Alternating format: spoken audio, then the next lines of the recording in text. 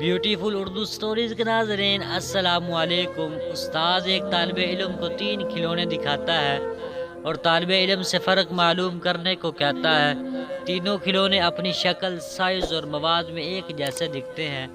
گہرے مشاہدے کے بعد طالب علم کھلونوں میں سوراخوں کا مشاہدہ کرتا ہے۔ پہلے کھلونے کے کان میں سوراخ ہوتا ہے، دوسرے کھلونے کے کان اور منہ میں سوراخ ہوتا ہے، تیسرے کھلونے کے ایک کان میں صرف سوراخ ہوتا ہے۔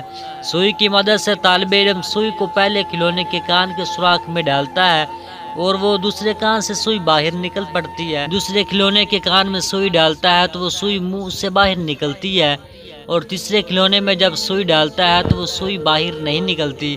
تو استاد اپنے شاگردوں کو معاشرے کے بارے میں بتانے کے لیے یہ مثالیں بتاتا ہے اور پھر کہتا ہے کہ پہلا کھلونا آپ کے آس پاس کے لوگوں کی نمائندگی کرتا ہے، جو یہ تاثر دیتے ہیں کہ وہ آپ کی اور آپ کی تمام چیزیں سن رہے ہیں اور آپ کا خیال رکھتے ہیں، لیکن وہ ایسا کرنے کا صرف دکھاوا کرتے ہیں۔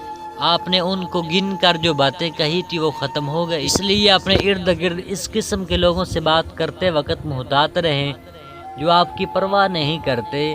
دوسرا کھلونا ان لوگوں کی نمائندگی کرتا ہے جو آپ کی ہر بات سنتے ہیں اور یہ تاثر دیتے ہیں کہ وہ آپ کا خیال رکھتے ہیں، لیکن جیسے کھلونے میں سوئی منہ سے باہر نکلتی ہے، یہ لوگ آپ کی باتوں اور آپ کے کہے گئے الفاظ کو دوسروں کو بتا کر آپ کے خلاف استعمال کریں گے اور خفیہ معاملات کو اپنے مقصد کے لیے سامنے لائیں گے۔ تیسرا کھلونا اس سے سوئی نہیں نکلتی۔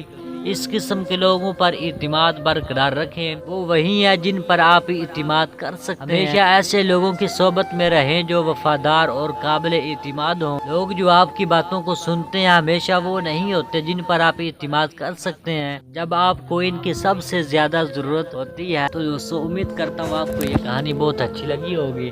تو دوستو گزارش ہے آپ لوگوں سے پر چلنے والے ہر انسان پر اعتماد نہیں کرنا چاہیے، بلکہ اعتماد ان پر کرنا چاہیے جو اعتماد کے لائق ہوں۔ نیکسٹ ویڈیو میں، تب تک کے لیے دوستو